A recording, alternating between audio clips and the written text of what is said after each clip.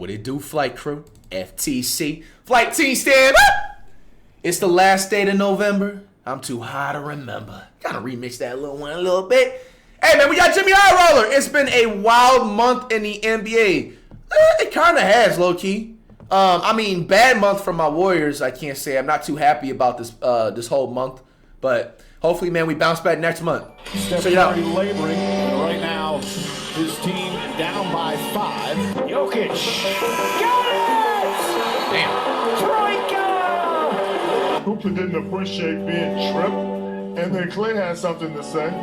I don't know. You didn't even play tonight. Durant into the paint. Durant rises up. Durant scores! Kevin Durant! Again! Shouting and yelling at the Kings bench. This is holding up the game right now. Put some respect on Gucci Wayne's name. Bang, bang, bang. Clay game killer. Time to move him, start fresh, send him somewhere where he can start fresh. Whoa, damn! Page on young LaMelo Ball. Brunch, you get hurt by that? We are now 1 month into the NBA Bro, did you see this shit? Send him somewhere where he can. Bro, look at his head, bro. That shit bent. Holy. Start fresh. Bro, that shit literally bent, bro, like a cartoon, bro. I hope he's good. We are now 1 month into the NBA season, and things are already out of control. The NBA is back, and it's better than ever. What is J-Dub doing, bro? Who the fuck? Here comes an ad. 5, 4, 3, 2, 1. Today's video is sponsored by Draft with an $5 day-in underpay sport. E5. Oh, chat. I'm gonna be honest with y'all. So just in case you don't be surprised ahead of time, I'm sitting on a big DraftKings offer. Should I take it? Yes or no? It'll mean basically most of like the NBA reacts. I'll have like a 10-second ad before the video. You know what I'm saying? Should I take it? Yes or no? I've been sitting on it for honestly the past like week, but I've been like, damn, like I really don't like fucking with it. If you notice me for like the past honestly most of my YouTube career, bro, I really don't like. I'm not a fan of like ads and shit like that. Like in terms of like actual sponsors, because it's just I just like to I don't know, bro. I'm gonna still think about it, bro. I appreciate y'all, man. But yeah, I just had to share that just in case. I don't know. I'm just not a fan of like sponsors taking over like the channel and stuff like that. But jump to some wildly bold conclusions on a season that just started. Appreciate y'all, man. Is that I'll let y'all know, man. Making some wildly bold conclusions on a season that just started? No, of course not. So here is everything that happened in month 1 of the NBA in about 10 minutes. The NBA MVP race is as deep and difficult as it's ever been. With 4 players right now playing out of their minds, we have reached the point where averaging a near 35-point triple-double will more than likely not deem you the most valuable player in the league. Damn, this is the MVP leaderboard right now? Where the fuck is Curry at?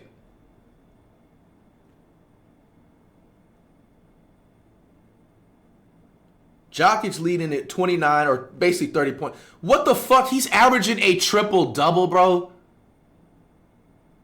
As a big man? I didn't even know this shit. I know he be getting triple-doubles. I know he was averaging that shit. Niggas on some Westbrook shit. Let's be honest. Curry needs to be in these top 5. And then you have him following SGA. Bro, Luka's averaging 35 points per game. Bro, what the fuck? Okonkwo with 31 and 11. Cade Cunningham's having a good season, almost 30. And then Wemby Bananas, he's been out for like 3 weeks though. Wemby should be an MVP, but I think for now Curry should be in that 6th spot, just because Wemby's been out more this season. Instead, you may just need the greatest individual season in the history of basketball to be in the running. And even then, nothing is guaranteed. If there was Jokic is averaging a triple-double? Hold on, man. 1 second, yo. I gotta see this. A big man is doing Westbrook numbers like that.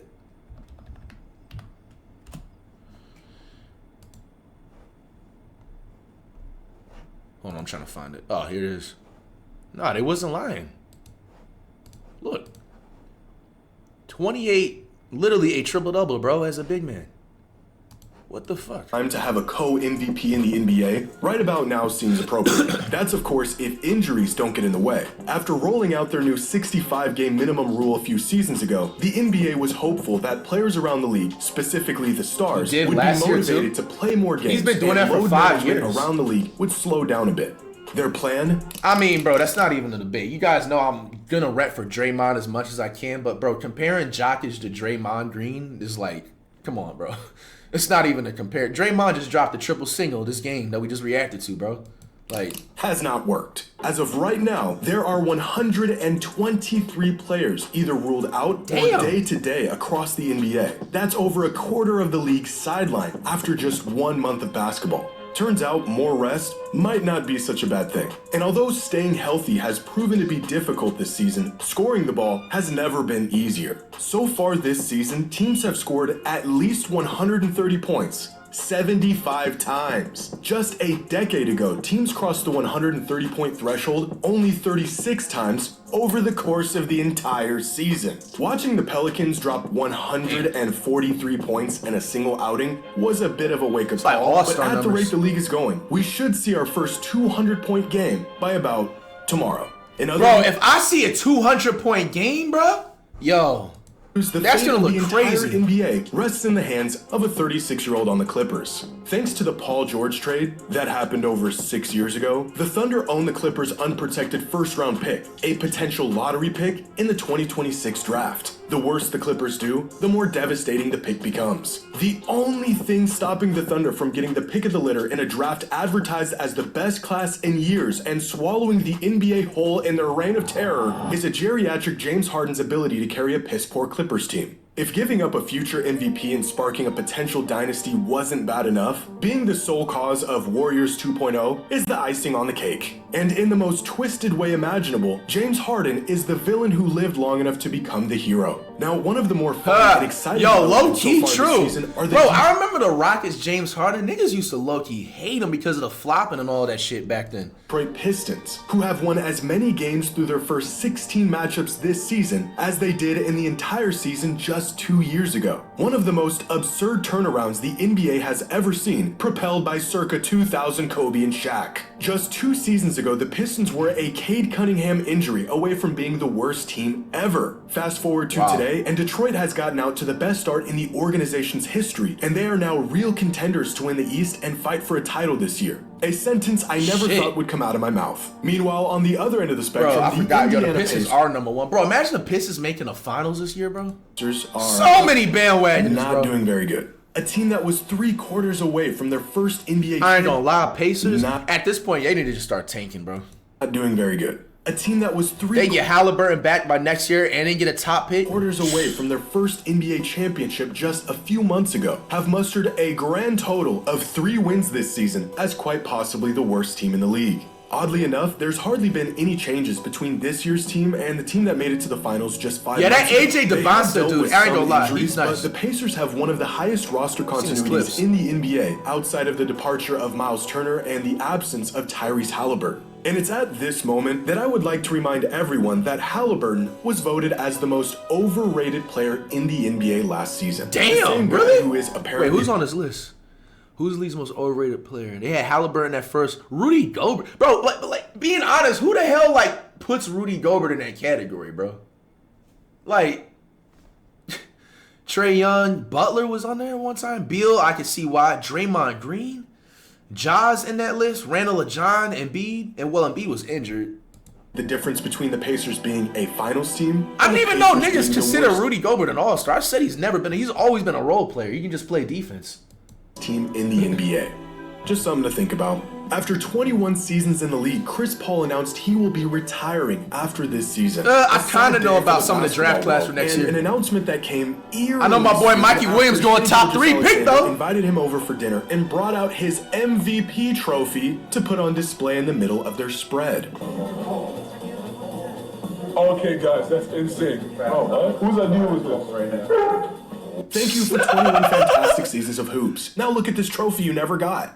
After a Damn! season, we have now seen a decent sample size of how Why the they doing Denver CP3 Brooklyn like trade that? has turned out. And it looks like Michael the Play-Ins here Porter Jr. has found a home with Michael Nets, the where he can Play-Ins? let it fly. Nigga, I'm stealing that one, I ain't gonna lie. Decent I'm stealing that sample one. size of how the Denver Brooklyn trade has turned out. And it looks like Michael the Play-Ins here Porter Jr. has Nah, that found is a home funny with as the Nets, fuck. where he can truly let it definitely fly saw whenever he High Roller's wants. parlay He's one day. averaging career numbers across the board, and many fans have came to the conclusion that the Nets won this trade. He's averaging 24. What the fuck? In which case, I guess the Nuggets. Yo, hey, you know what I did see over the, like, I think it was a week ago, bro.